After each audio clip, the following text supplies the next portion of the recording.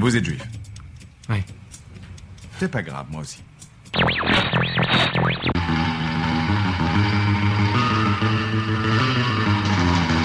Nous interrompons un instant notre programme pour diffuser un bulletin d'information spécial. Ethiopia, abstain, France, yes, Greece, no. Il est toujours comme ça? C'est son côté agaçant, il faut qu'il parle. Je suis sûre que vous serez séduit quand vous le connaîtrez mieux. Ça change tout. Bonjour, nous sommes ensemble jusqu'à 19h30. Vous écoutez le magazine que vous propose le Fonds social juif unifié, l'appel unifié juif chaque semaine. Ça s'appelle Ça change tout. Un rendez-vous consacré à l'identité juive et à la culture, les initiatives communautaires dans notre région de Marseille. Au sommaire de ce magazine, en toute fin d'émission, nous rencontrerons Yehuda Morali. Il vient d'écrire un livre sur la représentation des Juifs dans le cinéma de l'entre-deux-guerres, de l'immédiate après-guerre. C'est assez effrayant, nous en parlerons avec lui.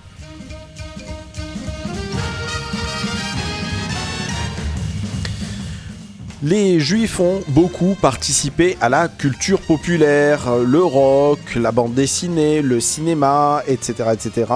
Nous en parlerons avec Jean-Claude Kuperminck. En parlant de cinéma, sur les écrans depuis quelques jours, un magnifique film qui s'appelle Félix et Mera, une longue interview de son réalisateur Maxime Giroux. Attention, c'est en canadien. Et enfin, dans quelques minutes après la première pause musicale, nous retrouvons Frédéric Ancel. Nous l'avons déjà entendu la semaine dernière, c'est une rediffusion. Il est à Marseille demain soir, dans le cadre de l'ouverture de campagne de l'appel unifié juif de France. On compte sur vous et on le réécoute ensemble. Merci à Olivier Lovero qui fait le mixage de cette émission. C'est Marie qui la diffuse, Christine Bartoli qui s'occupe de nos réseaux sociaux. Et derrière le micro rouge, c'est Xavier Nataf.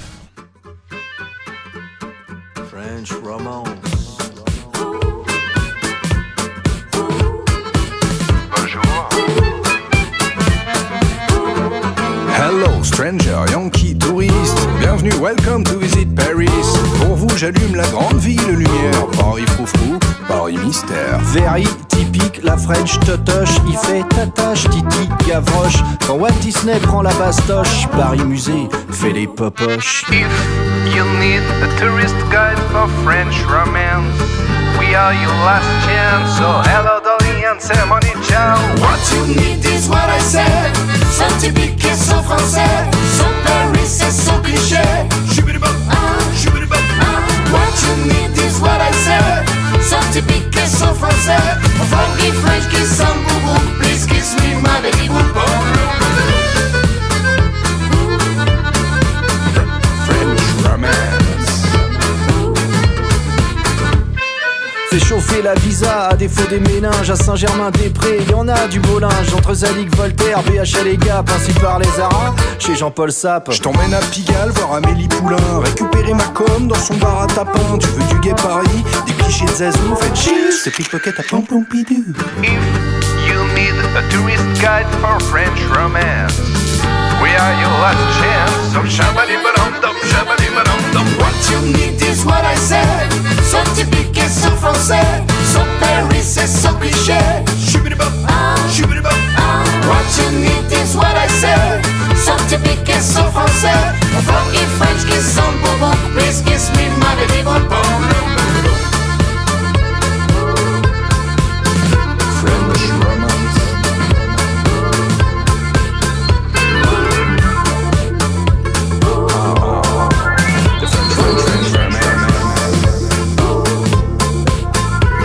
Dans le cul-de-sac, j'ai la main cocoche. au moulin rouge. Elle teinte mes cloches-cloches. Shopping parfum. Lésine pas sur la En cocotte. dirty French kiss te bécote les quenottes. Coco Chanel, Coco Chimay. Cancan Jardel. Froufrou charnel. Tu rêves de Paris, De romance, de croisette, wait. I put the beret on the baguette. If you need a tourist guide for French romance, we are your last chance. So hello, Dolly, and say money, ciao. What you need typique et son français, son Paris c'est son cliché.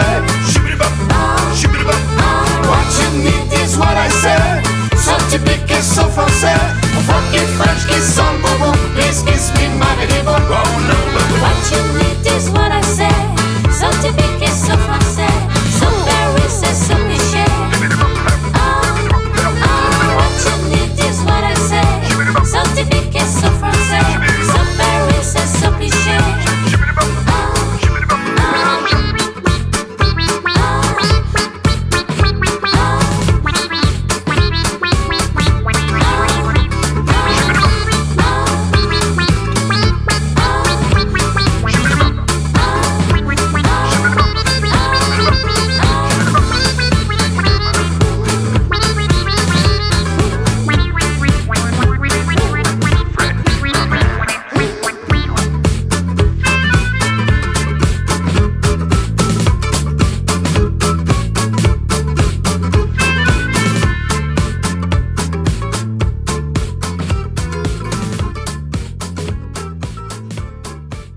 Appel unifié juif de France. Dîner d'ouverture de la campagne 2015. Mercredi 11 février à 19h30 au Château des Fleurs. Un débat animé par Paul-Henriette Lévy, directrice d'antenne de RCJ, avec Frédéric Ancel, politologue, et Annette Lévy-Villard, journaliste et écrivain. Sur le thème « Heureux comme un juif en France », animation musicale assurée par le groupe Magic Gypsy. Dîner de collecte de l'Appel unifié juif de France. Mercredi 11 février à 19h30 au Château des Fleurs, 16 boulevard Michelet, Marseille 8e. Dîner Kasher Beddin, 60 € par personne ou 100 € par couple. Renseignements et réservations au 04 91 37 03 21 ou par mail x.nataf@aujf.org. Appel unifié juif de France, si proches les uns des autres. Frédéric Ancel, bonjour. Bonjour. Vous êtes politologue, vous avez écrit de nombreux ouvrages sur la manière dont va le monde et vous serez à Marseille mercredi 11 février dans le cadre du dîner d'ouverture de campagne de l'Appel unifié juif de France. Vous interviendrez sur un thème heureux comme juif en France et vous débattrez avec Annette Lévy-Villard. Évidemment, Frédéric Ancel, ce titre est avec un point d'interrogation. Oui, il est assez provocateur en ce moment, mais c'est pour ça qu'il faut y répondre, c'est pour ça qu'il faut en débattre.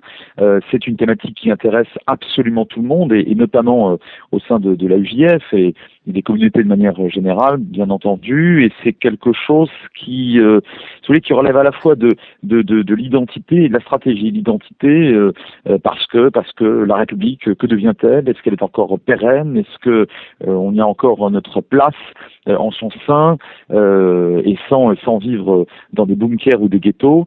Donc ça, c'est très fondamental comme question. Et puis la stratégie de chacun, pour soi, pour ses enfants. Est-ce qu'il vaut mieux aller faire ses études ou pousser les enfants à faire ses études à l'étranger? Et étranger qui d'ailleurs est un mot très hypocrite, parce qu'en réalité, il n'y a que 2-3 pays dans le monde qui intéressent en termes d'études. Évidemment, les gens qui viendront nous écouter à la UJF, forcément. Voilà. Alors c'est des questions qu'il faut se poser. J'essaierai aussi de travailler un petit peu avec l'auditoire sur ce qui se passe dans le monde arabe, évidemment, dans le monde arabo-musulman de façon plus générale, et les risques, les menaces, les espoirs aussi, évidemment, qui proviennent de ces zones.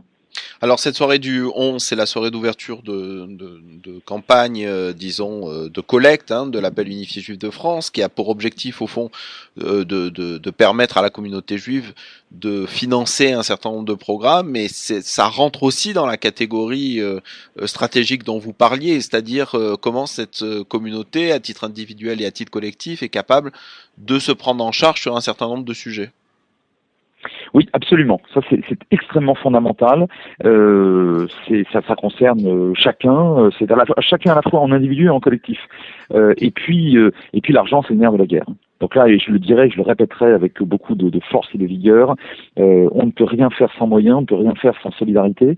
Une solidarité que je préfère d'ailleurs qualifier de fraternité, notamment dans les temps d'adversité, lorsque les choses sont compliquées, lorsque il faut combattre, alors politiquement, psychologiquement, diplomatiquement, bon, pas militairement pour nous autres ici évidemment, mais bref, lorsqu'il faut combattre, il faut exprimer vis-à-vis de chacun des membres de son propre camp.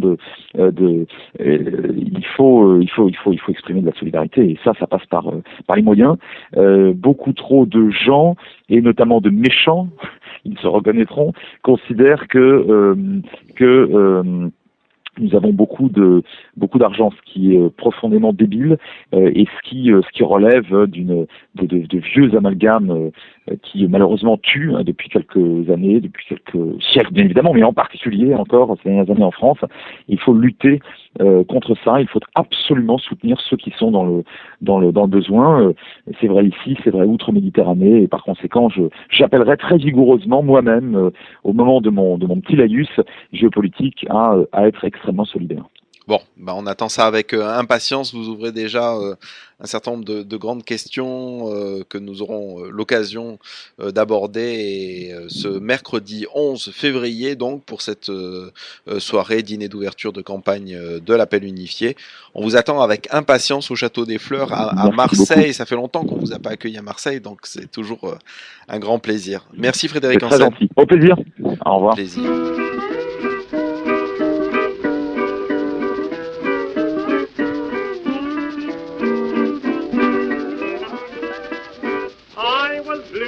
Blue as I could be.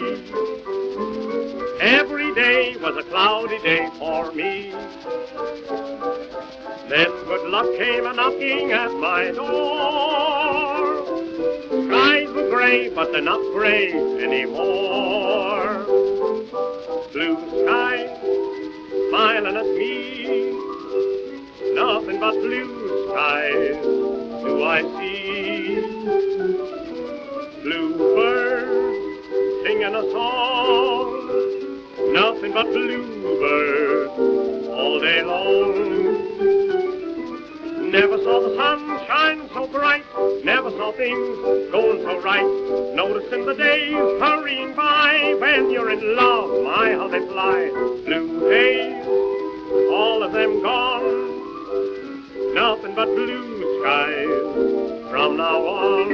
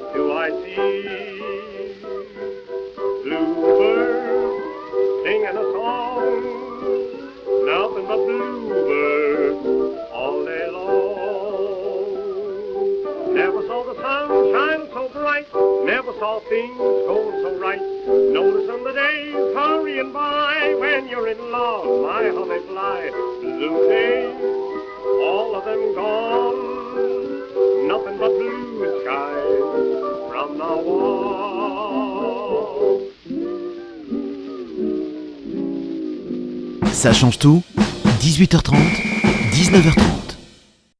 Aujourd'hui, nous parlons d'un film canadien, Félix et Méra, pour en parler son réalisateur. Bonjour Maxime Giroux. Bonjour. Merci d'être avec nous sur le plateau d'Academ. Pour ce film étonnant dans son sujet, vous faites rencontrer des gens qui a priori sont finalement chacun un peu dans leur bulle. Félix, un quadragénaire, sans responsabilité particulière, encore un peu adolescent. Et Méra, une juive orthodoxe. Ultra-orthodoxe.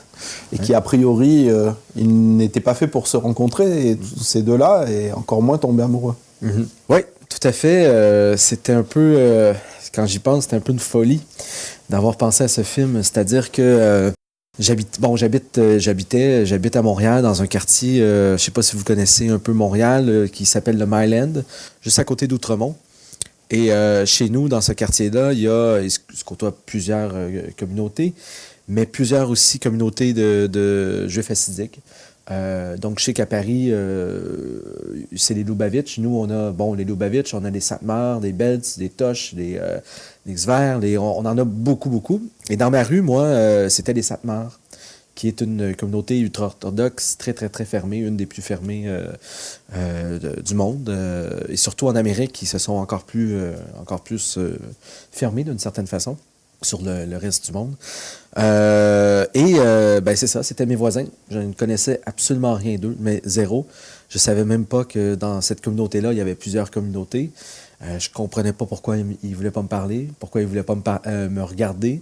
Donc, à un certain moment donné, j'ai voulu comprendre pourquoi. Je me suis dit, si je fais un film, je vais être obligé de faire de la recherche, je vais être obligé de les rencontrer, je vais être obligé de... Pas obligé, mais le mot obligé n'est pas le bon mot, mais ça va me permettre de les connaître un peu. Et c'est ce qui est arrivé. J'ai passé... Vous êtes rentré en contact avec eux. Est-ce qu'ils ont compris votre projet?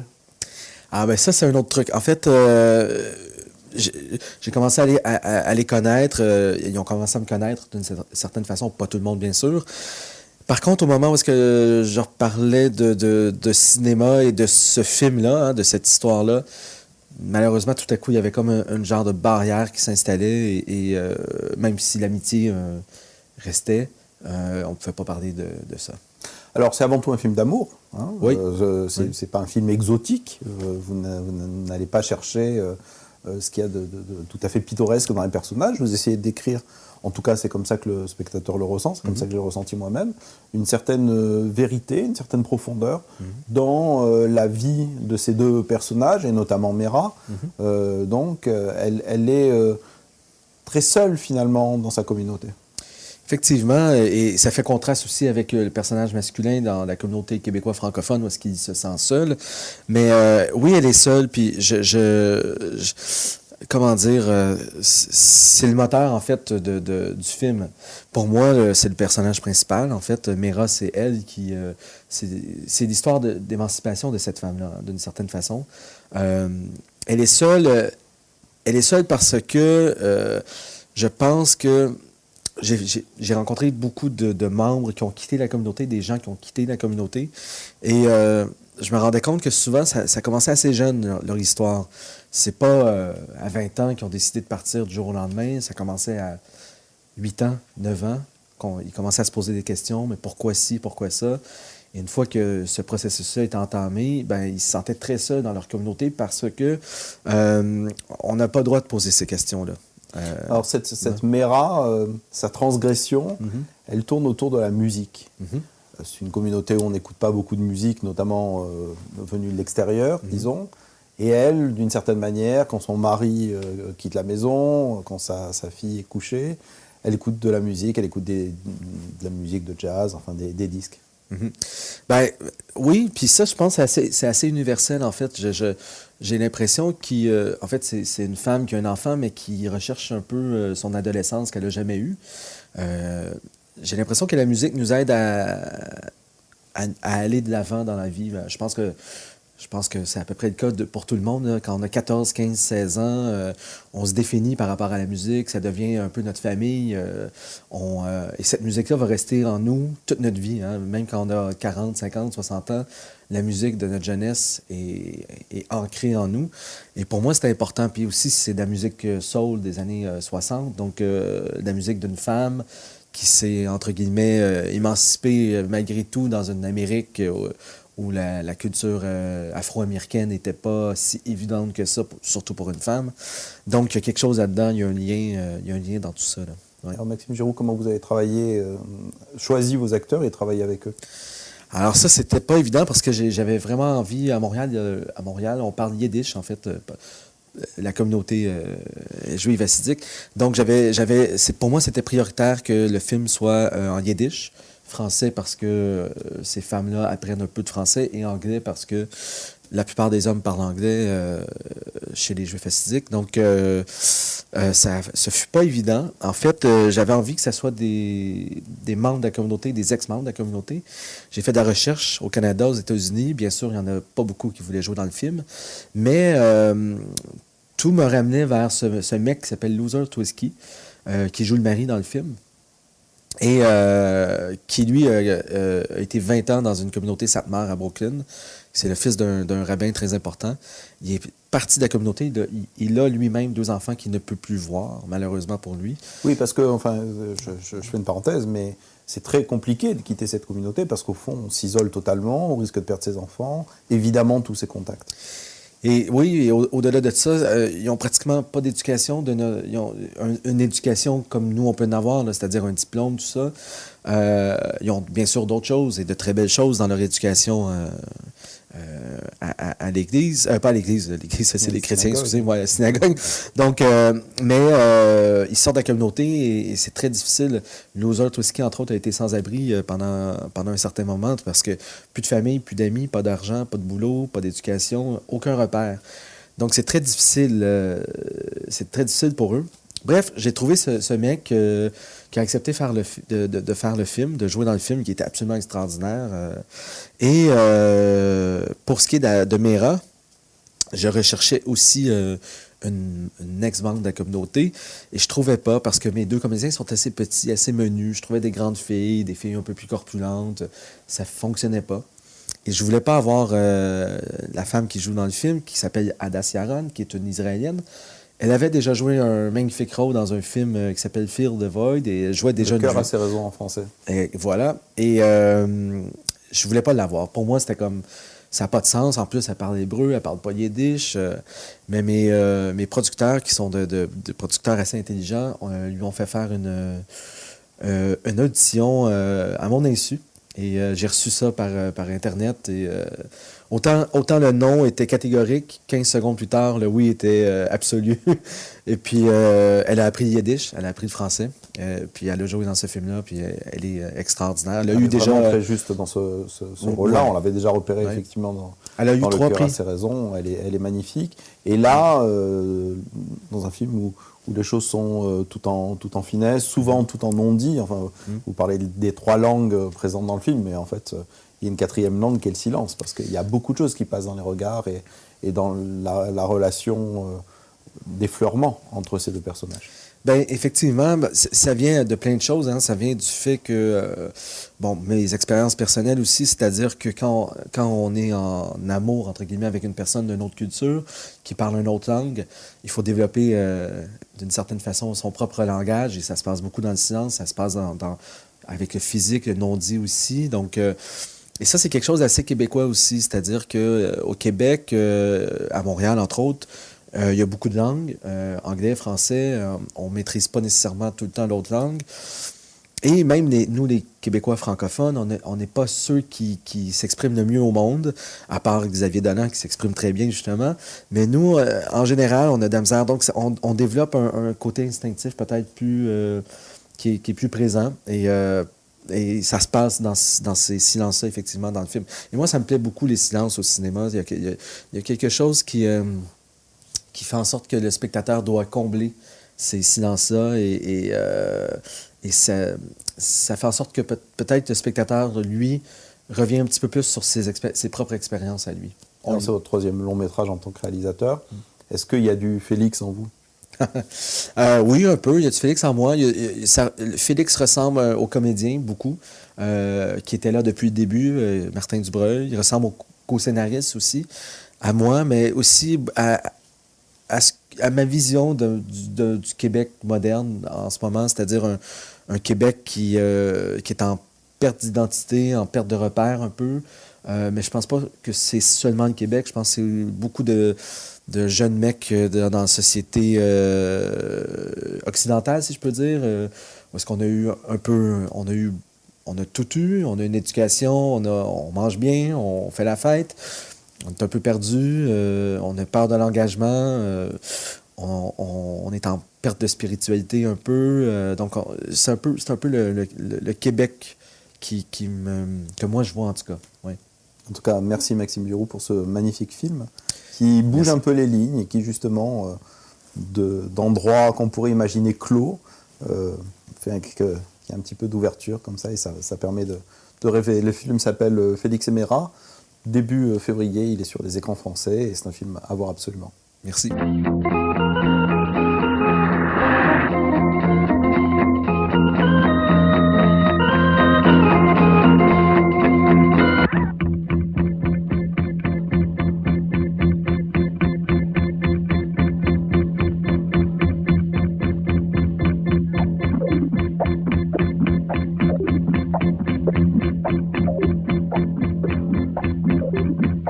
Love. Love, love, love, love. Love, love, love, love. Love, love, love, love. For me. For he. For she. For you. For we. For thee. For who. For everybody.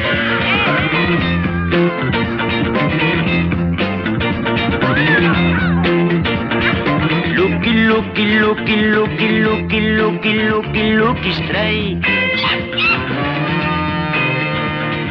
Money, money, money, money, money, money, money, all my life. I see the door sees me. Hello, goodbye, tonight whiskey. Love. Love, love, love, love. Love, love, love, love. Love, love, love, love. For me. For he. For she. For you. For we. For thee. For who. For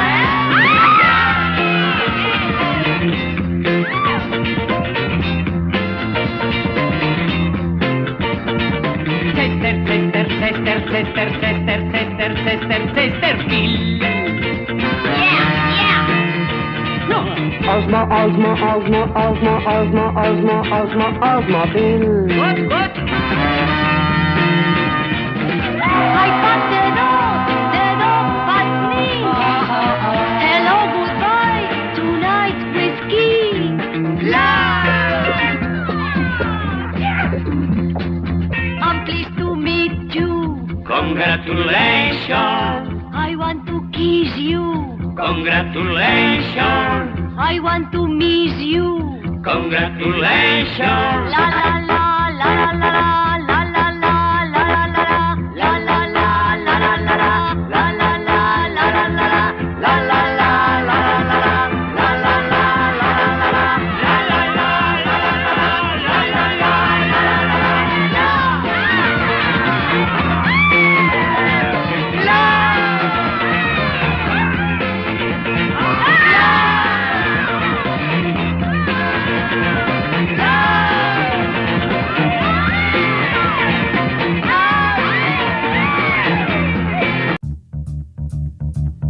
Bon, vous l'avez compris, 2 recommandations avec cette première partie de Ça change tout. D'abord, demain, tous ensemble pour cette soirée que vous propose l'Appel unifié juif de France. Ça se passe au Château des Fleurs et nous écouterons entre autres Frédéric Ancel pour cette soirée d'ouverture. Et puis ce film sur les écrans en France, ça s'appelle Félix Emera et nous, vous l'avez compris, on l'aime beaucoup. Dans quelques minutes, c'est les informations et puis on se retrouve pour la deuxième partie de Ça change tout. Vous êtes juif? Oui. C'est pas grave, moi aussi.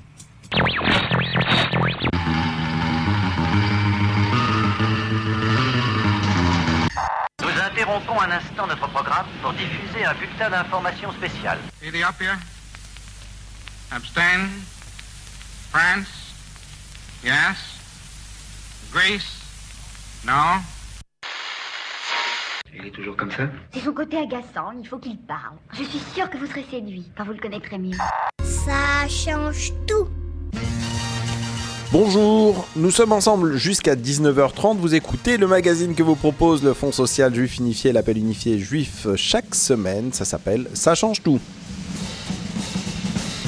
Un rendez-vous consacré à l'identité juive et à la culture, les initiatives communautaires dans notre région de Marseille. Au sommaire de ce magazine, en toute fin d'émission, nous rencontrerons Yehuda Morali. Il vient d'écrire un livre sur la représentation des Juifs dans le cinéma de l'entre-deux-guerres, de l'immédiate après-guerre. C'est assez effrayant, nous en parlerons avec lui.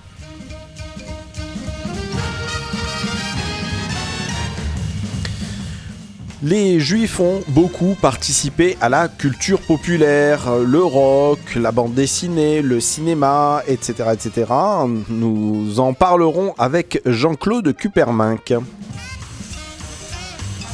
En parlant de cinéma, sur les écrans depuis quelques jours, un magnifique film qui s'appelle Félix et Mera, une longue interview de son réalisateur Maxime Giroux. Attention, c'est en canadien.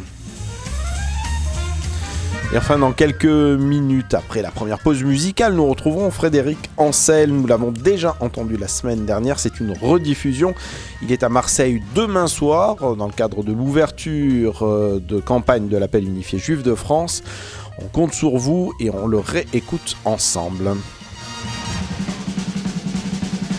Merci à Olivier Lovero qui fait le mixage de cette émission. C'est Marie qui la diffuse, Christine Bartoli qui s'occupe de nos réseaux sociaux. Et derrière le micro rouge, c'est Xavier Nataf. French Romance.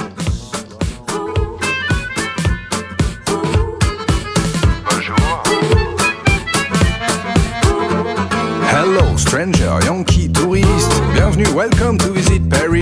Pour vous j'allume la grande ville lumière, Paris froufrou, Paris mystère. Very typique, la French totoche, il fait tatache, titi, gavroche. Quand Walt Disney prend la bastoche, Paris musée fait les popoches. If you need a tourist guide for French romance, we are your last chance. So hello Dolly and say money ciao. What you need is what I said. So typique et so français. So Paris c'est so cliché. What you need is what I said. So typique et so français. Funky French kiss some boo-boo. Please kiss me my baby boo-boo. French romance. Fais chauffer la visa à défaut des méninges. À Saint-Germain-des-Prés, y en a du beau linge. Entre Zadig, Voltaire, BHL et Gap, ainsi par les Arabes, chez Jean-Paul Sapp. Je t'emmène à Pigalle voir Amélie Poulain, récupérer ma com dans son bar à tapin. Tu veux du gay Paris, des clichés de Zazou, faites chill, c'est pickpocket à Pom-Pom-Pidou. If you need a tourist guide for French romance, we are your last chance. So shabadi-ba-dum-dum, shabadi-ba-dum-dum. What you need is what I said. So typique et so français. So Paris c'est so cliché. What you need is what I said. So typique et so français. Funky French kiss some boo-boo. Please kiss me my baby boo-boo. French romance.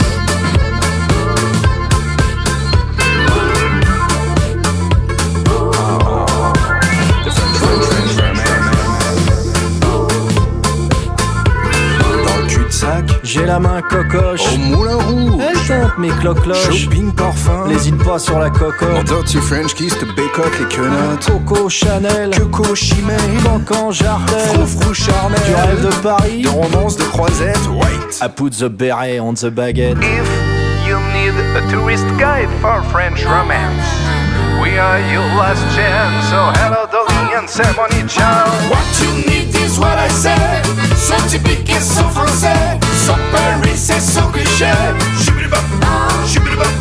What you need is what I said. So typique et so français. Funky French kiss some boo-boo. Please kiss me my baby boo-boo. What you need is what I said. So typique et so français. So Paris c'est so cliché. What you need is what I said. So typique et so français. So Paris c'est so cliché.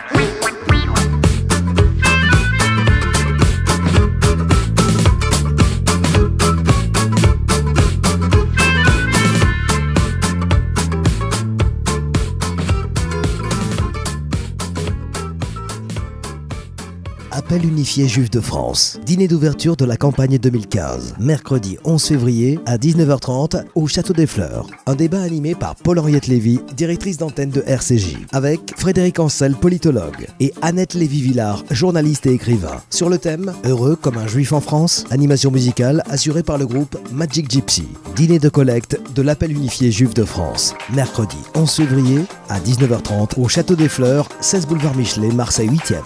Dîner Kasher Beddin, 60 € par personne ou 100 € par couple. Renseignements et réservations au 04 91 37 03 21 ou par mail x.nataf@aujf.org. Appel unifié juif de France, si proches les uns des autres. Frédéric Ancel, bonjour. Bonjour.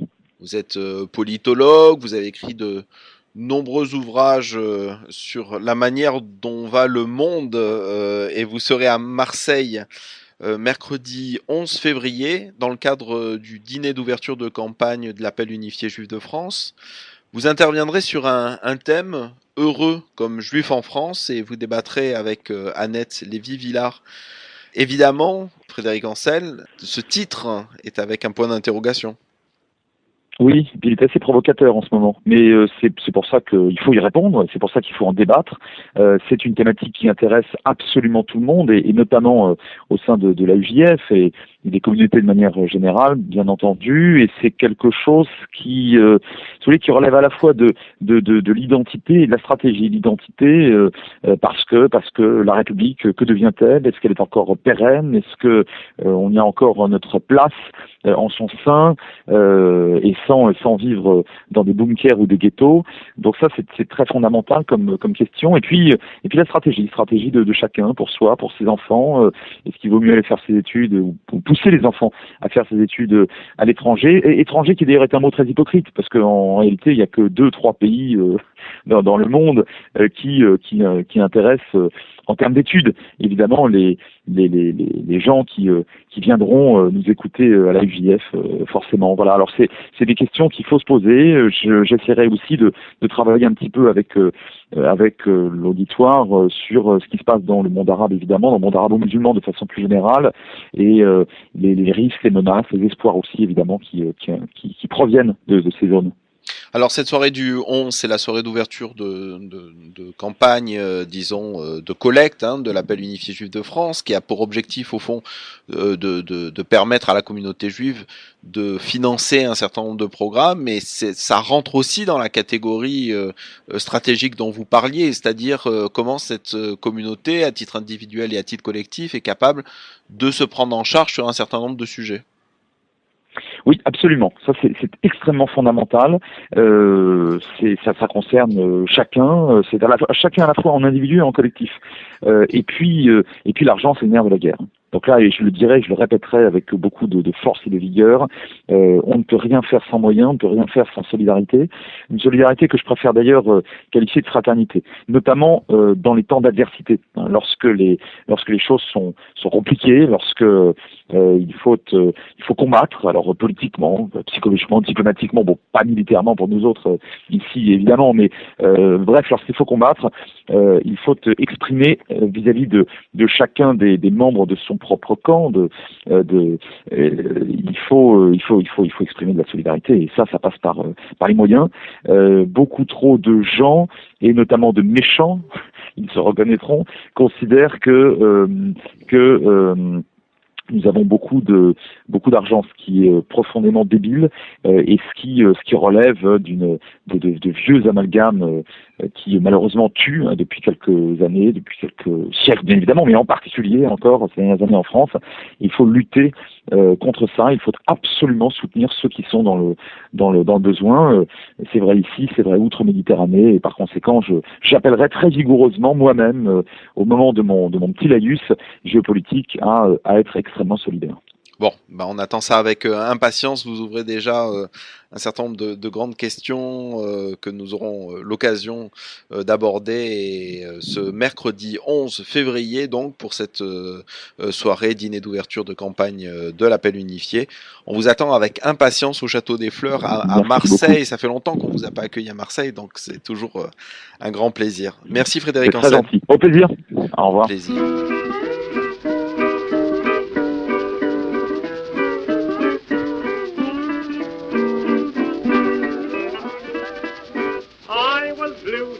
blue as I could be. Every day was a cloudy day for me. Then good luck came a-knocking at my door. Skies were gray, but they're not gray anymore. Blue skies smiling at me. Nothing but blue skies do I see. Blue birds singing a song. Nothing but bluebirds all day long. Never saw the sun shine so bright. Never saw things going so right. Noticing the days hurrying by. When you're in love, my how they fly. Blue days, all of them gone. Nothing but blue skies from now on.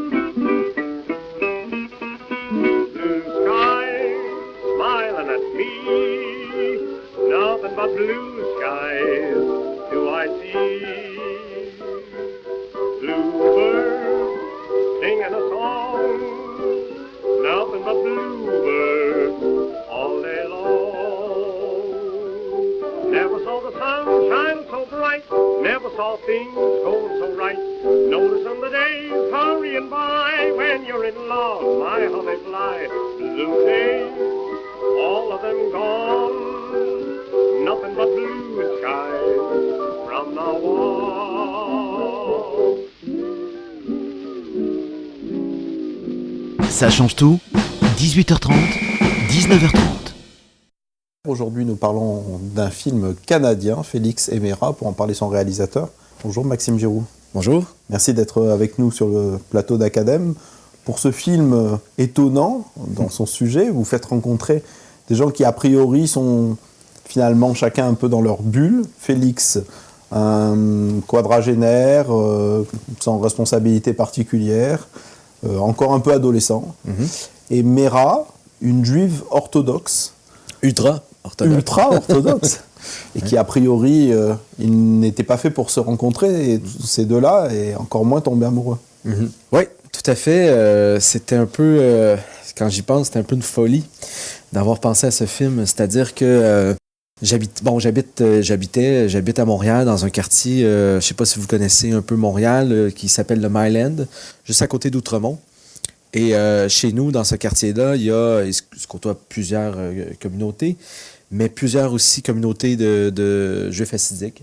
Donc, je sais qu'à Paris, c'est les Lubavitch. Nous, on a, les Lubavitch, on a des Satmar, des Belz, des Tosh, des Xver, on en a beaucoup, beaucoup. Et dans ma rue, moi, c'était les Satmar, qui est une communauté ultra-orthodoxe très, très, très fermée, une des plus fermées du monde. Et surtout en Amérique, qui se sont encore plus fermés d'une certaine façon sur le reste du monde. C'est ça, c'était mes voisins. Je ne connaissais absolument rien d'eux, mais zéro. Je savais même pas que dans cette communauté-là, il y avait plusieurs communautés. Je comprenais pas pourquoi ils voulaient pas me parler, pourquoi ils voulaient pas me regarder.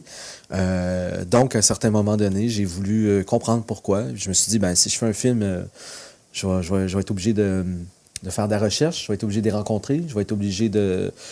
Pas obligé, mais le mot obligé n'est pas le bon mot, mais ça va me permettre de les connaître un peu. Et c'est ce qui est arrivé. J'ai passé... Vous êtes rentré en contact avec eux. Est-ce qu'ils ont compris votre projet? Ah ben ça, c'est un autre truc. En fait, j'ai commencé à les connaître. Ils ont commencé à me connaître d'une certaine façon. Pas tout le monde, bien sûr. Par contre, au moment où est-ce que je reparlais de cinéma et de ce film-là, de cette histoire-là, malheureusement, tout à coup, il y avait comme un genre de barrière qui s'installait et même si l'amitié restait, on ne pouvait pas parler de ça. Alors, c'est avant tout un film d'amour. Hein. Oui. C'est pas un film exotique. Vous n'allez pas chercher ce qu'il y a de tout à fait pittoresque dans les personnages. Vous essayez de décrire, en tout cas, c'est comme ça que le spectateur le ressent, c'est comme ça que j'ai ressenti moi-même, une certaine vérité, une certaine profondeur dans la vie de ces deux personnages, et notamment Mera. Donc, elle est très seule, finalement, dans sa communauté. Effectivement, et ça fait contraste aussi avec le personnage masculin dans la communauté québécoise francophone où est-ce qu'il se sent seul. Mais oui, elle est seule, puis comment dire, c'est le moteur, en fait, du film. Pour moi, c'est le personnage principal. En fait, Mera, c'est elle qui... c'est l'histoire d'émancipation de cette femme-là, d'une certaine façon. Elle est seule parce que je pense que j'ai rencontré beaucoup de membres qui ont quitté la communauté, des gens qui ont quitté la communauté. Et je me rendais compte que souvent, ça commençait assez jeune, leur histoire. C'est pas à 20 ans qu'ils ont décidé de partir du jour au lendemain. Ça commençait à 8 ans, 9 ans. Ils commençaient à se poser des questions. Mais pourquoi ci, pourquoi ça? Et une fois que ce processus-là est entamé, ben, ils se sentaient très seuls dans leur communauté parce que on n'a pas le droit de poser ces questions-là. Alors cette Mera, sa transgression, elle tourne autour de la musique. C'est une communauté où on n'écoute pas beaucoup de musique, notamment venue de l'extérieur, disons. Et elle, d'une certaine manière, quand son mari quitte la maison, quand sa fille est couchée, elle écoute de la musique, elle écoute de la musique de jazz, enfin des disques. Ben, oui, puis ça, je pense, c'est assez universel, en fait. J'ai l'impression qu'en fait, c'est une femme qui a un enfant, mais qui recherche un peu son adolescence qu'elle n'a jamais eue. J'ai l'impression que la musique nous aide à aller de l'avant dans la vie. Je pense que c'est à peu près le cas pour tout le monde. Là. Quand on a 14, 15, 16 ans, on se définit par rapport à la musique, ça devient un peu notre famille. Et cette musique-là va rester en nous toute notre vie. Hein. Même quand on a 40, 50, 60 ans, la musique de notre jeunesse est ancrée en nous. Et pour moi, c'est important. Puis aussi, c'est de la musique soul des années 60, donc de la musique d'une femme qui s'est, entre guillemets, émancipée malgré tout dans une Amérique où la culture afro-américaine n'était pas si évidente que ça, surtout pour une femme.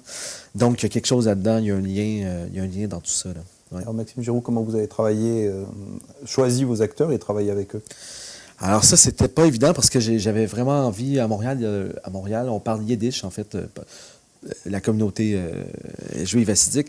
Donc, pour moi, c'était prioritaire que le film soit en yiddish, français parce que ces femmes-là apprennent un peu de français, et anglais parce que la plupart des hommes parlent anglais chez les Juifs hassidiques. Donc, ce fut pas évident. En fait, j'avais envie que ce soit des membres de la communauté, des ex-membres de la communauté. J'ai fait de la recherche au Canada, aux États-Unis. Bien sûr, il n'y en a pas beaucoup qui voulaient jouer dans le film.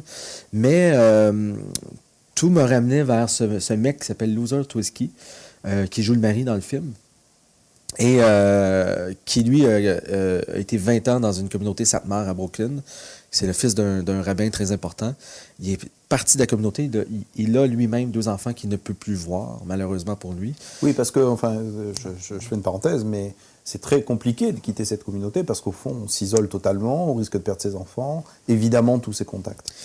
Et oui, et au-delà de ça, ils n'ont pratiquement pas d'éducation. Ils ont une éducation comme nous, on peut en avoir, là, c'est-à-dire un diplôme, tout ça.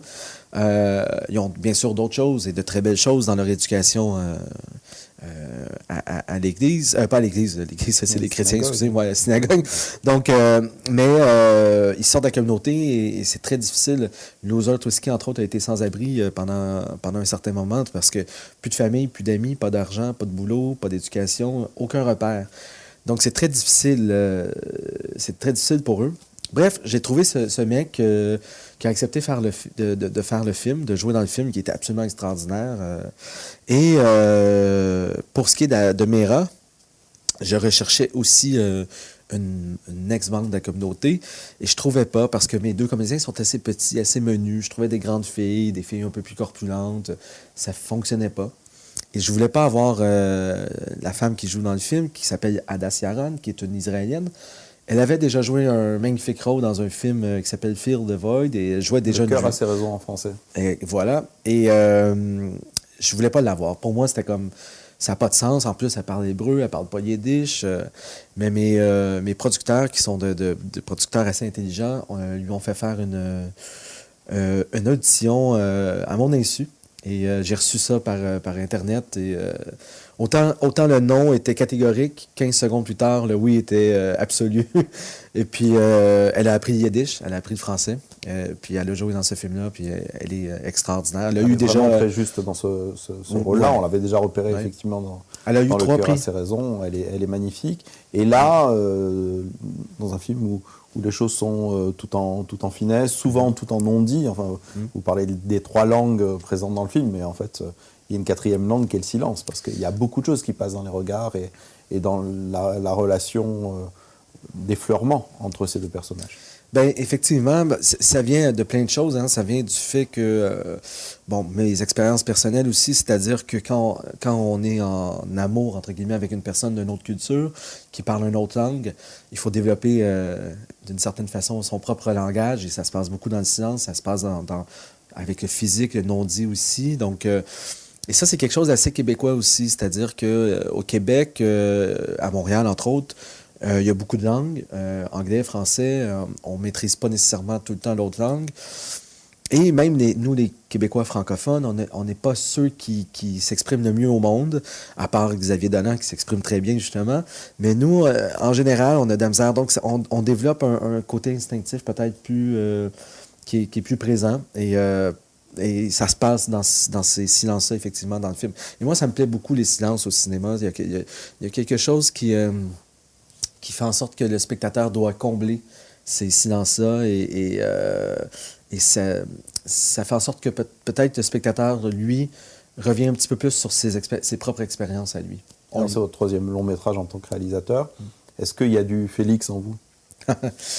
Oui, un peu. Il y a du Félix en moi. Félix ressemble au comédien, beaucoup, qui était là depuis le début, Martin Dubreuil. Il ressemble au co-scénariste aussi, à moi, mais aussi à ma vision du Québec moderne en ce moment, c'est-à-dire un Québec qui est en perte d'identité, en perte de repères un peu. Mais je pense pas que c'est seulement le Québec. Je pense que c'est beaucoup de jeunes mecs dans la société occidentale, si je peux dire. Où est-ce qu'on a eu un peu... On a tout eu, on a une éducation, on mange bien, on fait la fête. On est un peu perdu, on a peur de l'engagement, on est en perte de spiritualité un peu. Donc, c'est un peu le Québec que moi je vois, en tout cas. Oui. En tout cas, merci Maxime Biroux pour ce magnifique film qui bouge un peu les lignes et qui, justement, d'endroits qu'on pourrait imaginer clos, fait qu'il y a un petit peu d'ouverture comme ça et ça permet de rêver. Le film s'appelle Félix et Méra. Début février, il est sur les écrans français et c'est un film à voir absolument. Merci.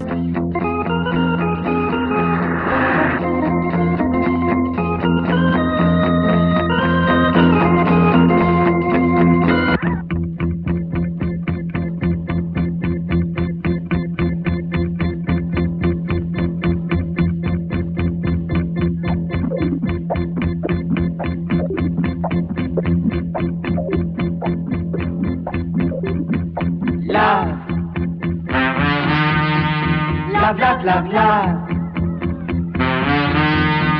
Love, love, love, love. Love, love, love, love. For me. For he. For she. For you. For we. For thee. For who. For everybody.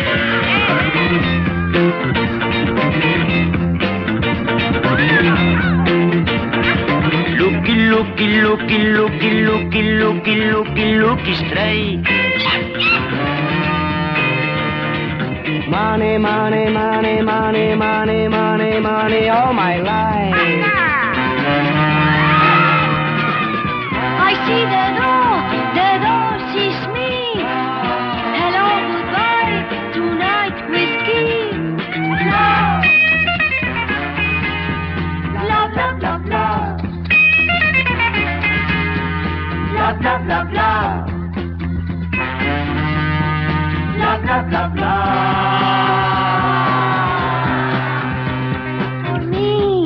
she. For she. For you. For we. For tea. For who? For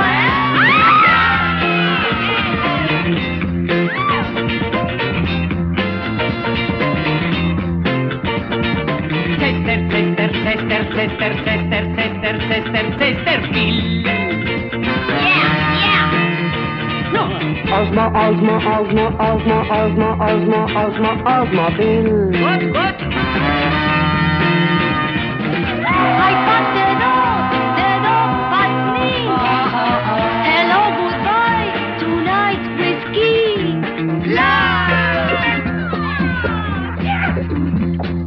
I'm pleased to meet you. Congratulations. I want to kiss you. Congratulations. I want to miss you. Congratulations. La la la la la la la la la la la la la